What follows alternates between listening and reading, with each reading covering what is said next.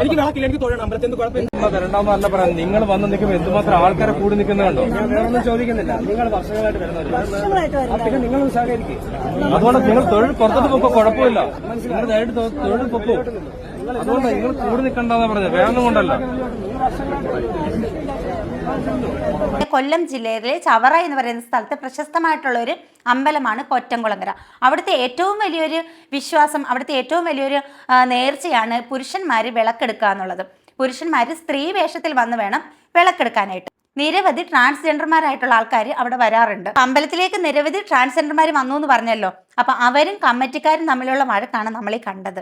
അമ്പലങ്ങളിലാണെങ്കിലും പള്ളികളിലാണെങ്കിലും അവിടുത്തെ വിശ്വാസം, ആചാരം അതൊക്കെ വളരെ ഭക്തിയോടുകൂടി ചെയ്യേണ്ട കാര്യമാണ്. അവിടെ ചെന്ന് അലമ്പുണ്ടാക്കുക എന്നൊക്കെ പറഞ്ഞാൽ വളരെ ചെറ്റത്തരം തന്നെയാണ്. അതുപോലെ തന്നെയല്ലായിരുന്നോ ആറ്റുകാൽ പൊങ്കാല? ആറ്റുകാൽ പൊങ്കാല എല്ലാ വർഷവും ഭക്തജനങ്ങൾ വളരെ ഭക്തിയോടുകൂടി വ്രതമെടുത്ത് ചെയ്യുന്ന ഒരു ചടങ്ങാണ് ആറ്റുകാൽ പൊങ്കാല. ആ ആറ്റുകാൽ പൊങ്കാല ഈ വർഷം എങ്ങനെയായിരുന്നു? കുറച്ച് സെലിബ്രിറ്റികളുടെയും ട്രാൻസ്ജെൻഡർമാരുടെയൊക്കെ പ്രഹസനവും പ്രദർശനവുമായിരുന്നു. കുറച്ച് മീഡിയക്കാരും ഉണ്ട് ഇതൊക്കെ ഒപ്പിയെടുക്കാനായിട്ട്. ഈ ആറ്റുകാൽ പൊങ്കാല അങ്ങനെ തന്നെയായിരുന്നു. അവിടെ ഒരു മരണം വരെ സംഭവിച്ചു. അപ്പം നടന്ന മരണമല്ല പുറത്തു വന്നത്, പക്ഷേ ഈ നടിമാരുടെയൊക്കെ ശരീര പ്രദർശനങ്ങളാണ് പുറത്തു വന്നത്. ഇപ്പൊ ഈ കൊറ്റംകുളങ്ങരയിലും സംഭവിച്ചിട്ടുള്ളത് ഇത് തന്നെയാണ്. കൊറ്റംകുളങ്ങരയിലെ വിശ്വാസം അനുസരിച്ച് അവിടെ ട്രാൻസ്ജെൻഡർമാർക്കോ സ്ത്രീകൾക്കോ വിളക്കെടുക്കാനായിട്ട് കഴിയത്തില്ല. ഈ അമ്പലത്തിന്റെ ഐതിഹ്യം വെച്ച് നോക്കുമ്പോൾ ശരിക്കും ആണുങ്ങളാണ് 100% ആണായിട്ടുള്ളവരാണ് ഇവിടെ നമ്മുടെ ഐതിഹ്യം അനുസരിച്ച് ഇവിടെ വിളക്കെടുക്കേണ്ടത്. പക്ഷേ ഈ ഇടയായിട്ട് സ്ത്രീകളായിട്ടുള്ള എന്ന് വെച്ചാൽ ട്രാൻസ്ജെൻഡേഴ്സ് ആയിട്ടുള്ളവർ ഇവിടെ വിളക്കെടുക്കുന്നതാണ്. അത് ഈ അമ്പലത്തിന്റെ ഐതിഹ്യത്തിനോട് യോജിക്കുന്നതല്ല. ആണുങ്ങളാണ് ഞാൻ പറയുന്നതല്ല, ഈ അമ്പലത്തെ ഐതിഹ്യം പറയുന്ന ആണുങ്ങളാണ് വിളക്കെടുക്കുന്നത്. അവിടെ ആകെ വിളക്കെടുക്കാൻ കഴിയുന്നത് പുരുഷന്മാർക്ക് മാത്രമാണ്. സ്ത്രീ വേഷത്തിൽ അണിഞ്ഞൊരുങ്ങി വേണം വന്ന് വിളക്കെടുക്കാനായിട്ട്. അപ്പോൾ ഞാനും ഒരു തവണ അതിൽ ഭാഗമായിട്ടുണ്ട്. അപ്പോൾ മേക്കപ്പ് വർക്കിൻ്റെ ഭാഗമായിട്ട് ഞാൻ ഒരു തവണ ഈ കൊറ്റംകുളങ്ങര അമ്പലത്തിൽ പോയിട്ടുണ്ടായിരുന്നു. ഈ സമയവിളക്കും കാര്യങ്ങളൊക്കെ കാണാനും ഒക്കെ എനിക്ക് സാധിച്ചിട്ടുണ്ട്. ഏതൊരാഗ്രഹവും സാധിക്കും. അത്രയേറെ ഭക്തിയോടും കൂടി വിശ്വാസത്തോടും കൂടിയാണ് ഓരോ പുരുഷന്മാരും അവിടേക്ക് വരുന്നത്. അത് നമ്മുടെ കേരളത്തിലുള്ളവർ മാത്രമല്ല, കേരളത്തിന് പുറത്തുള്ള ആൾക്കാർ വരെയാണ് അവിടേക്ക് വരുന്നത് ചമയവിളക്കെടുക്കാൻ വേണ്ടിയിട്ട്. അത്രയധികം വിശ്വാസവും ഭക്തിയൊക്കെ ഉള്ളിടത്താണ് ഈ ട്രാൻസ്ജെൻഡർമാർ ഇത്രയധികം വന്ന് ഈ പ്രശ്നങ്ങൾ അവിടെ ഉണ്ടാക്കിയിട്ടുള്ളത്. നമ്മൾ എന്തെങ്കിലും പറഞ്ഞാൽ പറയും അവരോടുള്ള ഇഷ്ടക്കേട്. ഒരിക്കലുമല്ല, അവരോടുള്ള ഇഷ്ടക്കേടല്ല. തെറ്റ് കണ്ടാൽ തെറ്റാണെന്ന് മനസ്സിലാക്കാൻ പഠിക്കണം. ഇപ്പം ഇതിനകത്ത് ഈ ഒരു വീഡിയോയ്ക്കകത്ത് ആ കാണിച്ചിരിക്കുന്ന കമ്മിറ്റി അംഗം അവിടെ സംസാരിക്കുമ്പോൾ അവരോട് തട്ടിക്കയറി കാണും.